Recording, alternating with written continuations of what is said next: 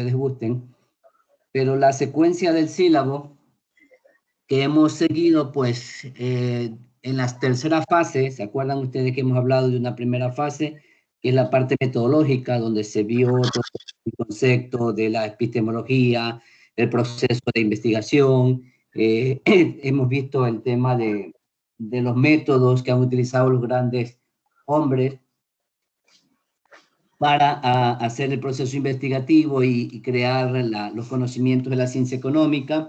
Hemos visto el por qué la economía es una ciencia, entonces esa es la primera parte. La segunda parte tuvo que ver con el tema de la organización de la sociedad a través de los modos de producción, que nos da una visión de cómo se manejaba la sociedad en la época en la que existieron los grandes hombres, los grandes filósofos y los grandes pensadores de la economía. Y la tercera fase, que la iniciamos con los aportes que realizaron los griegos, los romanos y aquellos que vivieron en la época medieval o en la Edad Media. Entonces ahí se gestaron los primeros pensamientos, los primeros criterios de algunos elementos fundamentales de la economía. Luego de eso avanzamos hacia el mercantilismo, donde ya se deja bien en claro las dos grandes tendencias a nivel del funcionamiento del Estado, que es la intervención, y por el lado de la fisiocracia, también la no intervención del Estado. Los mercantilistas creían que la riqueza estaba basada en los metales preciosos, los fisiócratas creían que estaba basada en la naturaleza, en la agricultura, y los clásicos, que fue el último tema que un poco yo sinteticé en el video que está en el aula virtual, y que ustedes han hecho el trabajo del video ya de los cuatro principales representantes, Adam Smith, David Ricardo, Thomas Malthus y John Stuart Mill, y otros. Entonces, en esa línea vamos avanzando en los grandes aportes que se han hecho a la ciencia económica. Entonces, de la época antigua pasamos a la época del mercantilismo, luego a la fisiocracia y luego a la escuela clásica. Entonces decíamos que hay muchas cosas básicas que quedaron escritas y que todo estudiante de economía, al leer la evolución del pensamiento económico, pues tiene la posibilidad de tener bien en claro cuáles son esos puntos básicos que todo economista debe de saber. Luego de esto, pues, encontramos en el mundo del conocimiento que existe un avance de la ciencia económica a través de lo que conocemos como la escuela neoclásica, que básicamente es la que se toma para el estudio, por ejemplo, de la asignatura Economía Básica y también con mayor énfasis en la asignatura Microeconomía. Entonces, esta escuela marginalista, considerada en su inicio y posteriormente en base a esta escuela marginalista surge la escuela neoclásica, tiene unos primeros precursores. Es decir, si seguimos en la línea de pensamiento de quienes defienden la intervención del Estado, pues nos quedamos en esa línea con los mercantilistas. Luego, la segunda línea, que es la no intervención del Estado, las pocas restricciones a la actividad económica, el libre comercio, el desarrollo de la empresa privada o del mercado. Entonces, esa línea de pensamiento se inicia con los fisiócratas. Recuerdan ustedes que vimos los principales postulados de la fisiocracia y entre ellos decía de que una de las cosas que abogaban era por el libre comercio, por la poca intervención del Estado, por el desarrollo de una economía sin mayores impuestos, solamente fijaban un impuesto único a los agricultores, y etcétera, etcétera. Es decir, algunas cosas elementales. Luego de los fisiócratas aparecen en esa misma línea de pensamiento de la no intervención del Estado y del desarrollo del mercado, la escuela clásica. Ya lo han de ver ustedes leído a través de los principales postulados que se dieron en cada uno de los representantes de esta escuela. Entonces, en ese sentido, pues, seguimos en esta misma línea de la no intervención del Estado, pero ya un poco más avanzado el pensamiento económico a través de la escuela marginalista. Y voy un poco a ir avanzando en la lectura de este documento, que es el que va a estar en el aula virtual y que está también en la guía de estudio. Entonces dice que esta escuela marginalista se inició en 1871, el año en que Gibbons y Menger publicaron sus influyentes libros sobre la teoría de la utilidad marginal, pero antes que Gibbons y Menger, varios predecesores utilizaron el análisis marginal en la economía. Entonces es un punto importante, o sea, ver el aspecto histórico en el que se desarrolla esta escuela. Entonces, en ese sentido, pues, vamos avanzando en esta parte, que es la que más me interesa, son los postulados de esta escuela, pero un poco revisar también los antecedentes históricos. Dice que muchos y serios problemas económicos y sociales seguían sin resolverse incluso 100 años después del inicio de la revolución industrial. Miren ustedes el contexto, o sea, yo quiero, ¿por qué tomo en esta clase o en esta sesión el hecho de leer el documento? Porque quiero un poco tomar como referencia para situar a esta escuela del pensamiento económico en el contexto en el que se desarrollaba. Y como vamos a leer, muchos de estos problemas que existieron hace tantos siglos siguen existiendo en los actuales momentos en muchos países del mundo, incluido el Ecuador. Porque como se puede leer aquí, dice, la pobreza aumentaba pese a que la productividad crecía en forma impresionante. La distribución extremadamente desigual de la riqueza y del ingreso creaba mucho descontento, aun cuando el estándar general de vida subía. ¿Qué significa esto? Que en aquel tiempo existía lo que existe ahora, un poco número o un número pequeño de personas en la sociedad actual acumula la riqueza, acumula el ingreso, o sea, tiene mejores ingresos, y hay una gran mayoría de población que vive con poco ingreso.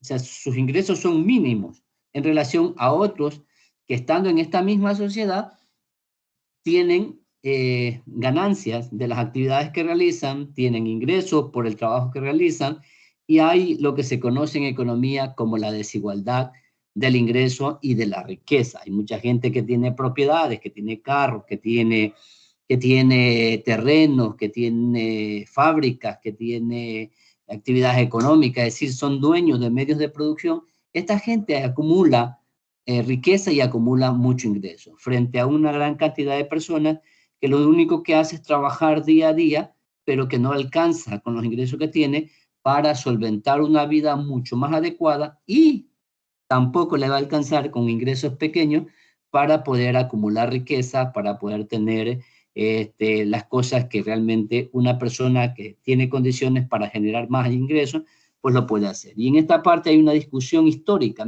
son cosas que vienen como base desde hace muchas décadas y siglos, y que podemos situarla en el contexto actual. Esto que estoy leyendo se da en los actuales momentos. Entonces, eso ocurría en aquel tiempo. Es decir, había pobreza, había desigualdad de ingreso. Dice aquí, las fluctuaciones de los negocios afectaban a muchas personas, los individuos ya no podían depender exclusivamente de su propia iniciativa y capacidad para superar las condiciones impuestas.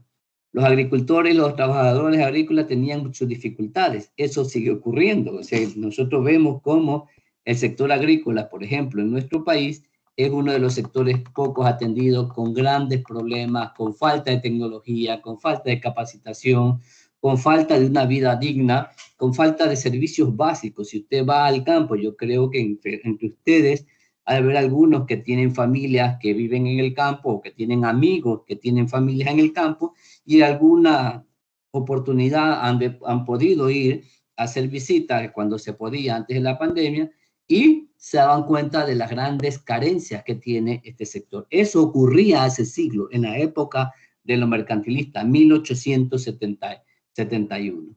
Estamos en pleno siglo XXI y eso sigue ocurriendo en algunos países. Y en los países desarrollados también hay sectores donde la población no recibe los beneficios que generan el desarrollo de los pueblos. Dice aquí, los agricultores y trabajadores agrícolas tenían sus dificultades, muchos se fueron a las ciudades atraídos por la zanahoria de mejores oportunidades e impulsados por el garrote de la pobreza rural. Es decir, mucha gente del campo abandona esos territorios para ir en busca de mejores días hacia otras ciudades, hacia otros países. Igual sigue ocurriendo. Los accidentes industriales a menudo le causaban serias penurias a los trabajadores y a su familia antes que se promulgaran las leyes de compensación adecuada. Y miren ustedes lo que aquí comenta este autor, que las largas horas de trabajo, las condiciones peligrosas e insalubres, el preponderante poder económico de los empleadores en las negociaciones con los trabajadores, la aparición de empresas monopolistas y la inseguridad en la edad avanzada eran algunos de muchos problemas que llevaban a las personas a buscar soluciones más allá de los limitados confines del pensamiento económico clásico. Es decir, la sociedad de aquel tiempo vivía con una gran cantidad de problemas. Y aquí podemos seguir leyendo. Ustedes lo van a tener este documento en el aula virtual para que en un momento dado lo puedan bajar, para que puedan estudiar. Entonces, esta era la situación del contexto en el que se desarrollaba esta escuela del pensamiento económico. Y marca también aquí una pauta diciendo que la tendencia del siglo XIX, estamos 2021, se han pasado un poco más de casi 2 siglos, del siglo XIX europeo era desarrollar 3 enfoques de ataque ante los apremiantes problemas sociales, y los 3 se burlaban de los preceptos económicos clásicos. Estos enfoques eran promover el socialismo, apoyar el sindicalismo y exigir una acción del gobierno para mejorar las condiciones, la regulación de la economía, la eliminación de los abusos y la redistribución del ingreso. Es decir, a la par del desarrollo del pensamiento económico de los clásicos, que ya ustedes lo han visto, lo hemos visto ya en el tema anterior, pues habían otras tendencias. Ya se empezaba a gestionar el tema del socialismo, por ejemplo, el tema del sindicalismo, y estas fuerzas del pensamiento económico contrarias a la escuela clásica, es decir, procuraban que el gobierno intervenga en mejor manera para lograr objetivos de tipo social. Entonces, pero en el caso que estamos estudiando, dice que el marginalismo, que es la escuela que estamos en este día estudiando, se oponía a estos 3 tipos de soluciones, porque la tendencia del marginalismo era defender el pensamiento clásico, pero dándole unas mejoras en su contenido teórico. En otras partes dice, teorizaba con una aparente imparcialidad olímpica y concluía, no obstante, que la teoría del valor y de la distribución de las economías de los economistas clásicos eran inexactas. Su punto de vista sobre la política eran correctos. Entonces, esta escuela empezó a divulgar su pensamiento, y voy a irme directamente aquí a cuáles fueron las propuestas de los pensadores marginalistas para con la economía. Si aquí hay una parte importante que son los grandes postulados. Dice, a continuación se presentan las ideas básicas de la escuela marginalista acerca de lo que representaba, de cómo creían ellos que debe funcionar la economía. Y un primer aspecto es el enfoque en el margen. Es decir, esta escuela dirigía su atención al punto de cambio en donde se toman las decisiones. En otras palabras, en el margen. Los marginalistas extendían a toda la teoría económica el principio marginal que desarrolló Ricardo en la teoría de la renta. Entonces, por eso es que a partir de esta escuela del pensamiento económico se empieza a hablar del análisis marginal, que yo estimo en la asignatura de economía básica y de microeconomía, ustedes ya han de haber visto lo que significa este tema, o sea, el enfoque marginal. Otro de los grandes postulados, pues eran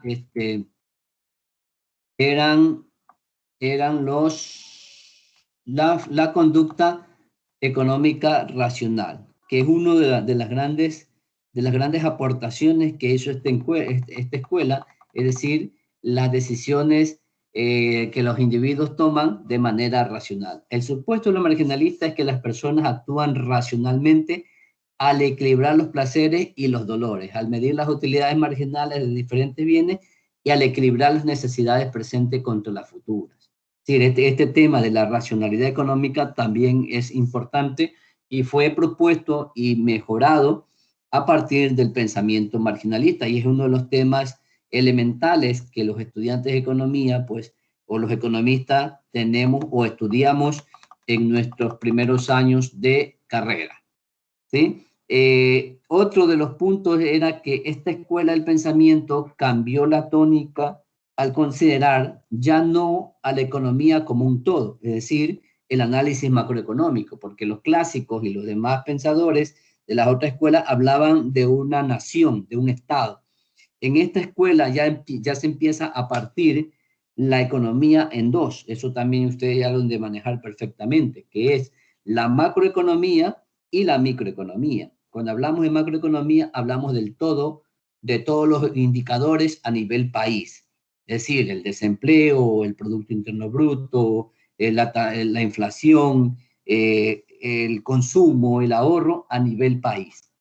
¿Verdad? Eso es, cuando hablamos de esa manera estamos haciendo un análisis macroeconómico, pero los marginalistas, aquí ya cambia la historia del pensamiento económico cuando insertan en el análisis económico el énfasis en la microeconomía, es decir, las personas y las empresas individuales ocupan el centro del escenario en el drama de los marginalistas. Ya no es la nación, ya no es el país en su conjunto, sino que su mayor énfasis está en la actitud de los individuos en el mundo económico y de la empresa en el mundo económico. En vez de considerar la economía total o macroeconómica o la macroeconomía, los marginalistas consideraban la toma de decisiones individual, las condiciones del mercado para un solo tipo de alimento, la producción de empresas específicas, etcétera, etcétera. Es decir, ya hablamos, por eso es que ustedes como estudiantes tienen esa asignatura que se llama microeconomía. Y una de las grandes aportes que hicieron para esa parte de la ciencia económica fueron los marginalistas, indudablemente. Otro de los puntos es el empleo del método deductivo abstracto. Es decir, en términos metodológicos, los marginalistas trabajaron sus investigaciones basadas en este método deductivo. Por lo tanto, rechazaban el método histórico. Es decir, el método histórico simplemente habla de todos los acontecimientos que ocurrieron en el pasado. Y cuando vean ustedes el tema del socialismo y de Carlos Marx, por ejemplo, se van a dar cuenta que ellos aplicaron el método histórico, o sea, la dialéctica y el método histórico. En cambio, los marginalistas aplicaron el método deductivo abstracto, que es mucho más práctico y que fueron pioneros de este método Ricardo y los otros pensadores clásicos. Otro de los puntos importantísimos y que nosotros manejamos como economistas es el énfasis en la competencia pura. Es decir, para los marginalistas, la economía debería tener un nivel de competencia donde no haya conflictos, donde no haya intereses, donde no haya grupos, sino que haya un mundo donde todos tengan la oportunidad de poder competir.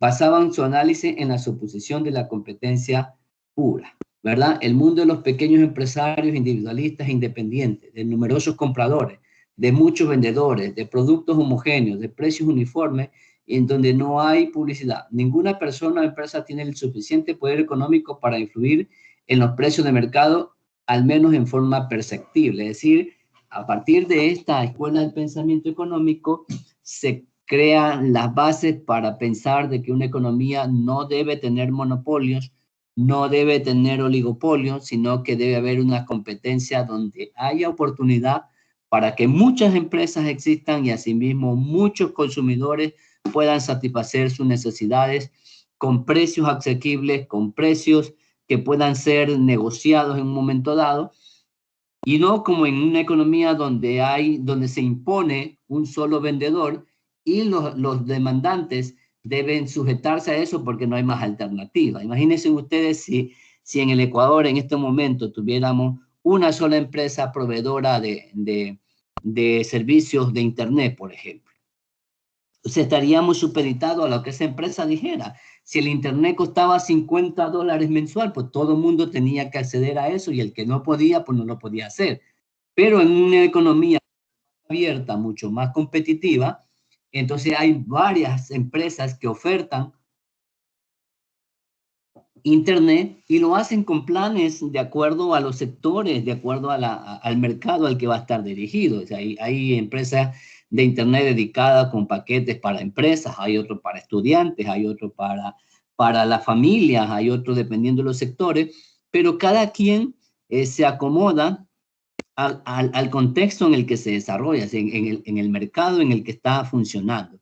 Lo mismo ocurre con una serie de sectores económicos, por ejemplo, el sector de los hoteles, de la misma manera. Es decir, si hubiera un solo hotel en Manta, ¿verdad?, que que tuviera gran cantidad de habitaciones, pues ese sería el único hotel y es el que establecería los precios, cosa que no ocurre. En Manta hay una gran cantidad de hoteles que reciben muchos turistas y hay para todos los gustos y preferencias. Para todos los que puedan pagar más están los 5 estrellas, para todos los que puedan pagar menos están los estrellados. Así que hay capacidad de reacción en el mundo competitivo. Entonces, este es una de las cosas básicas del pensamiento marginalista, la existencia de una competencia pura.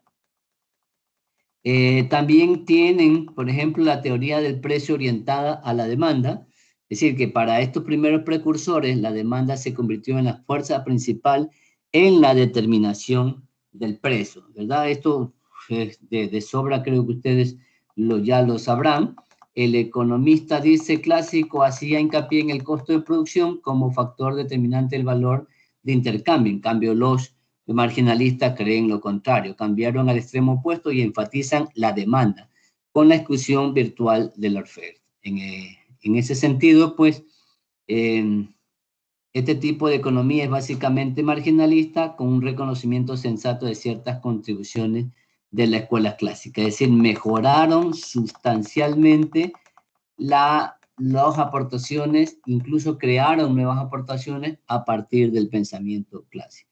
Y hay aquí el énfasis en la utilidad subjetiva, el enfoque en el equilibrio, que es uno de los temas también sumamente importante. Cuando ustedes estudian en economía básica, por ejemplo, el punto de equilibrio significa que los marginalistas creían que las fuerzas económicas por lo general tienden hacia ese equilibrio, un equilibrio de fuerzas opuestas. Siempre que las alteraciones causan dislocaciones, ocurre un nuevo movimiento hacia el equilibrio. Es decir, cuando los precios bajan, ¿no es cierto?, tanto la oferta como la demanda buscan ese punto de equilibrio. O sea, la idea, entonces, es ese enfoque que los marginalistas presentan y a partir del cual se pudo estudiar algunos temas como, por ejemplo, el excedente del consumidor, el excedente del productor, el punto de equilibrio, qué pasa cuando la curva de la demanda se mueve hacia la derecha o se mueve hacia la izquierda, lo mismo con la oferta, pero en general, la idea central de esta escuela es que el mercado funcione al 100%, con una participación muy mínima del Estado. Si hay una participación muy grande del Estado, la escuela o este modelo económico tiende a distorsionarse. Esa es la idea central que quería yo un poco indicar. Es decir, cuando en la realidad se intenta aplicar un modelo económico y no se ajusta a los principios básicos de ese modelo económico, pues todo tiende a distorsionarse. Entonces, por ejemplo, todo gobierno que llega al poder tiene la capacidad de aplicar un modelo económico que se ajusta a estos lineamientos del pensamiento económico. Por ejemplo, en los actuales momentos, nuestro país tiene dos grandes tendencias para llegar a tener a partir del mes de mayo un nuevo régimen que gobierna el país. Hay dos grandes posturas y las dos grandes posturas son las que hemos estado hablando en estas clases que hemos tenido en este semestre. Usted ya tiene capacidad, creo yo, si se dedica a leer un poco más, a entender cuáles son las dos visiones a las cuales el país está a futuro enfrentándose. Por un lado está la tendencia que, si bien es cierto, políticamente se le conoce como la tendencia correísta, pero dentro del contexto del mundo teórico de la economía, esa tendencia correísta tiene su aterrizaje en una escuela del pensamiento económico, que está dentro de la línea que defiende la participación del Estado. Usted no va a escuchar nunca a un correísta decir que el Estado no debe de participar o que debe participar menos. Ellos abogan porque el Estado se convierta en el generador del crecimiento económico, en el generador de las actividades económicas para abastecer de una gran cantidad de bienes y servicios a la economía. Abogan porque la distribución de la riqueza la haga el Estado a partir del cobro de los impuestos, y con los recursos que recauda, el Estado trata de generar el bienestar de la población. Esa es la visión teórica. O sea, no hay el tiempo suficiente como para ponernos a hablar sobre eso, pero en general esta postura del candidato está basada en esa escuela del pensamiento económico, en esa línea del pensamiento económico. Ahora, la otra línea contrapuesta a esa propuesta de que sea el Estado el que garantice el bienestar de la población es aquella que representa al candidato que va a la segunda vuelta, en este caso, el señor Lasso. Quienes están detrás de esto tienen una base del pensamiento económico basada en el funcionamiento del mercado. De allí que ustedes escucharán al candidato hablar de que va a dar crédito para que sea la empresa privada la que se desarrolle, la que se active. Ustedes escucharán hablar que se menciona una reducción del tamaño del Estado, y esa reducción del tamaño del Estado significa que el Estado deje de participar en la economía, indudablemente que se dedique a generar situaciones favorables a la población, pero no en la misma dimensión que lo hace la otra postura. Entonces estamos hablando de esto, ¿verdad? Entonces, en esas dos líneas de pensamiento económico, ustedes como estudiantes de economía ya pueden entender que hay dos grandes posturas por la cual los ciudadanos ecuatorianos vamos a ir el 11 de abril a votar, a depositar nuestro voto para elegir el modelo que queremos para los próximos 5 años. O es un modelo de intervención o es un modelo de no intervención o de economía mixta. Entonces, en el modelo de no intervención es cuando se habla de este enfoque del equilibrio. En el otro modelo, el Estado es el que quiere hacerlo todo para que la economía crezca, para que la gente pueda vivir bien, y empieza a regalar plata. Esa es una de las cosas que está dentro del enfoque teórico, que es la redistribución del ingreso a través de las llamadas transferencias para disminuir la desigualdad económica. Es decir, en la medida en que el Estado genera empleo, en la medida en que el Estado regala dinero, en la medida en que el Estado brinda servicios básicos de forma gratuita, pues la desigualdad en la sociedad va a ir disminuyendo. Por lo tanto, miren ustedes que acá lo dice. Acá tranquilamente podemos apreciar en el documento cómo los marginalistas plantean que exista una participación mínima del Estado. Antes de eso dice que hay una fusión de la tierra con los bienes de capital. En este sentido, pues, los marginalistas por lo general unían la recompensa de la lotería del interés del propietario. Pero esta parte de aquí, que es la última, es la participación mínima del gobierno. Es decir, no puede existir una economía marginalista si se habla de que el Estado debe de intervenir. Y al mismo tiempo no puede haber una teoría socialista, digamos, que todavía no la vemos, pero vamos a ver después, sí, y a esa teoría socialista exigirle que funcione el mercado y que sea el mercado el que dinamice la economía. O sea, son dos posturas contrapuestas, es como el agua y el aceite. Nunca se van a poner de acuerdo. Es decir, no va a haber un acuerdo para poder dirigir una economía con ambos pensamientos. O es lo uno o es lo otro. Así que este 11 de abril vamos a decidir por una de estas dos posturas. Dice, los marginalistas continuaron con la defensa clásica de una participación mínima del gobierno en la economía como la política más deseable. En la mayoría de los casos se imponía que no hubiera ninguna interferencia con las leyes económicas naturales con el fin de maximizar los beneficios sociales que se lograrían. O sea, en este caso los marginalistas también creen que se va a lograr el bienestar, pero no como lo piensan aquellos que defienden la intervención del Estado. Entonces, un poco, jóvenes, es esto lo que quería comentarles. Este documento igual va a estar en el aula virtual, ustedes lo van a chequear Y tenemos que, por ejemplo, después vamos a estudiar a 4 autores asimismo, Marshall, otro de ellos Karl Menger, Leon Walras, que son los principales representantes de esta escuela del pensamiento económico ya en su etapa mucho más desarrollada. Aquí podamos leer algunas partes que dicen qué forma la escuela marginalista era válida, útil o correcta en su época. Ustedes lo pueden un poco leer después y van a ver qué era la cosa que servían. ¿Qué principios de la escuela marginalista se convirtieron en contribuciones perdurables?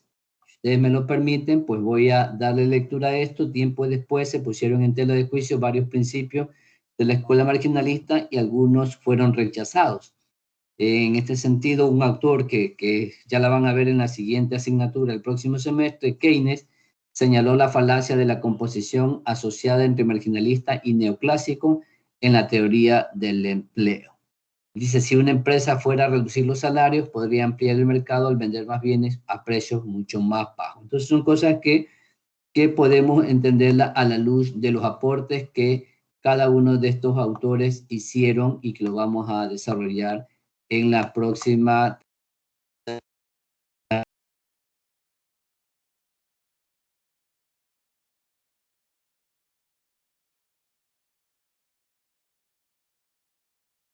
tarea.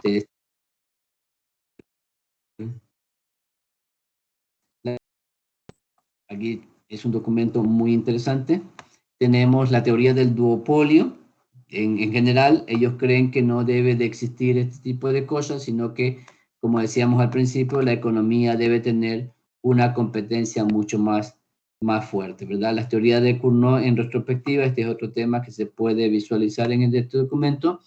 Y también hay otro autor precursor que se llama Jules Dupuy, que también es otro marginalista que dio sus grandes aportaciones a la escuela del pensamiento económico marginalista y de los cuales los que representan ya en la época más madura del pensamiento económico de esta escuela, pues desarrollan de mejor manera lo que les he mencionado. Entonces, en ese sentido, pues quería un poco indicarles cuáles eran esos principios fundamentales de la escuela marginalista. No sé si alguien tenga alguna pregunta respecto a este tema. Si no, con esto finalizamos esta sesión, no sin antes indicar que como hemos venido avanzando y ustedes se darán cuenta, el pensamiento económico poco a poco va evolucionando. Pues los grandes autores de cada una de las escuelas pues aplican procesos de investigación, aplican metodologías y métodos para poder contribuir al desarrollo del pensamiento económico planteando nuevas teorías, ¿no? Los clásicos plantearon nuevas teorías, a partir de los clásicos se considera la ciencia, a la economía como una ciencia, y los marginalistas hacen un aporte más importante, ¿no? Más importante porque a partir del pensamiento marginalista y del pensamiento neoclásico es donde se introduce el uso de las matemáticas en el estudio de la economía. O sea, eso también es importante aclararlo, ¿no? La matemática antes de eso se usaban apenas como para hacer ciertos cálculos, pero es a partir de los neoclásicos donde se plantean ya los modelos económicos ya como, como aportes, pero utilizando modelos matemáticos, que con la información estadística llegamos al análisis econométrico, que es una parte de la ciencia que también posteriormente ustedes la van a estudiar en una asignatura que se llama econometría. Así que jóvenes, con esto un poco se cumple con una aportación de mi parte acerca de ese tema. Va a haber una tarea complementaria para esta asignatura en esta parte del tema. Déjenme revisar un poco el sílabo. En el sílabo tenemos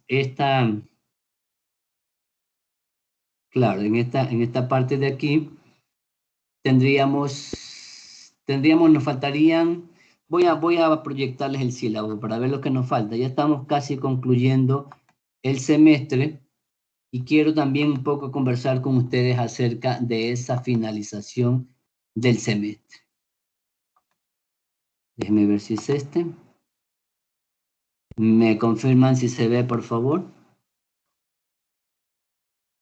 Sí, profesor, sí se ve. Ya, miren, lo que he estado yo haciendo ahorita es el tema 10 es el tema que ustedes acabaron de trabajar o están terminando con lo del video, que se encuentra aquí, tema 10. Adam Smith, Thomas Malthus, David Ricardo, Joan Batista Rey y John Stuart Mill. Entonces ahí estaba la elaboración del video como tarea, que lo habíamos acordado el primer día de clase de este semestre, y continúo yo en la parte de abajo con el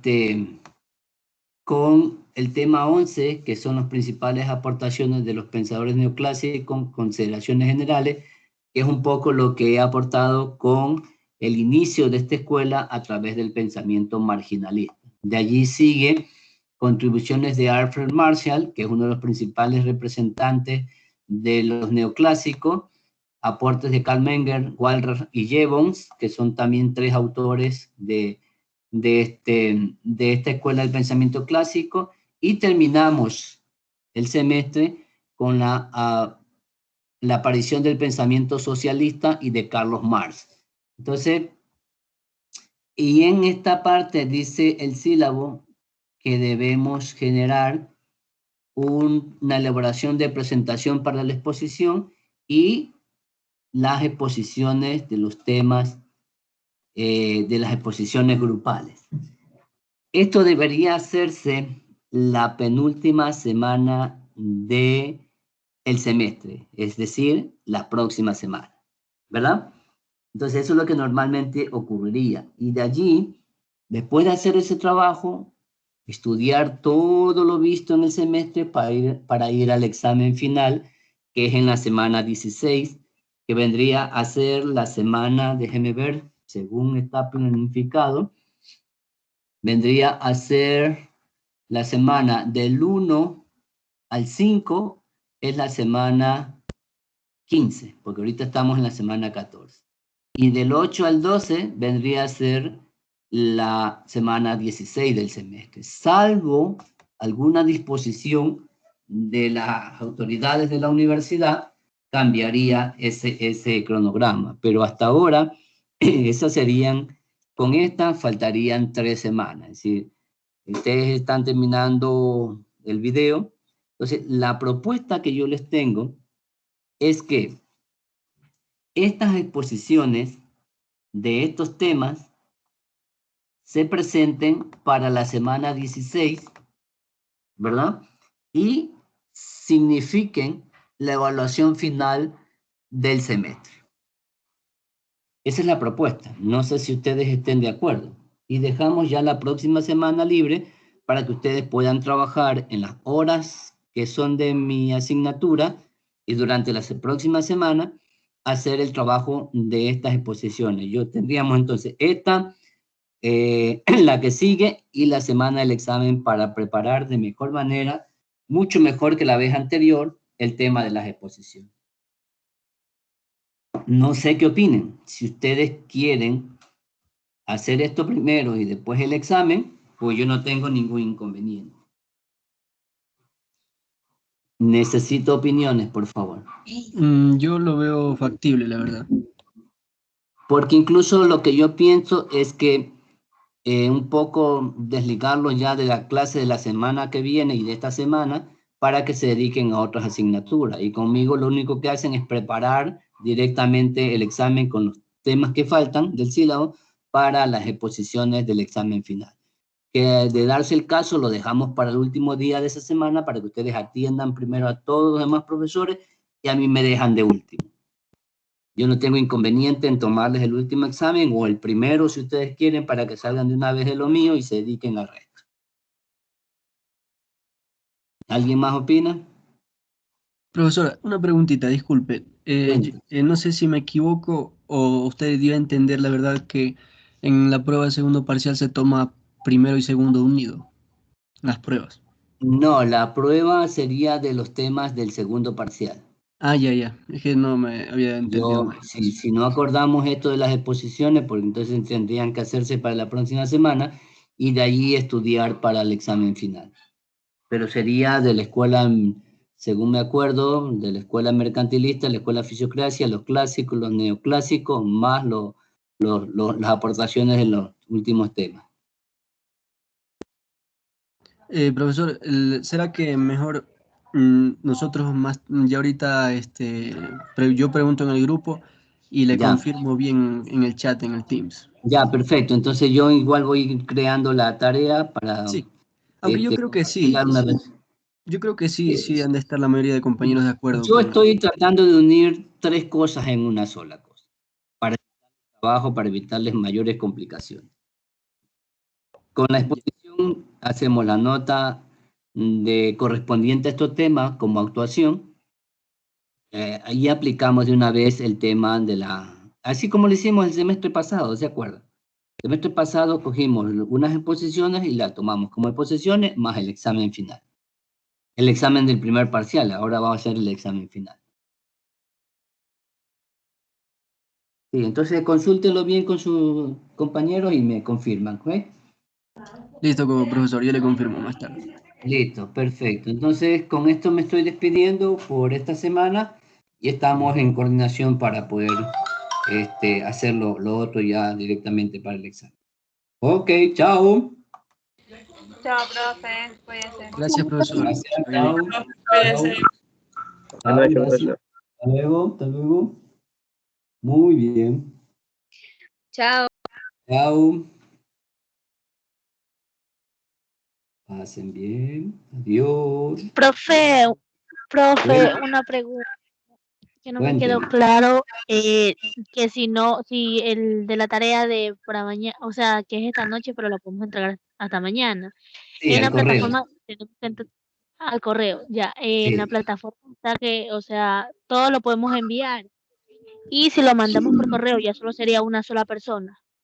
No, ahí tiene que ser individual porque tengo que registrar el envío individual. Ah, ya, o sea, serían todos los integrantes. Igual, Sí, todos sí, tienen que sí. enviarlo. Sí, Ah, cada ya, uno listo. tiene que enviarlo. El video sí es uno solo. Sí, profe, ya listo. Listo, ok. Gracias. Chao. Bueno, hasta luego, chao.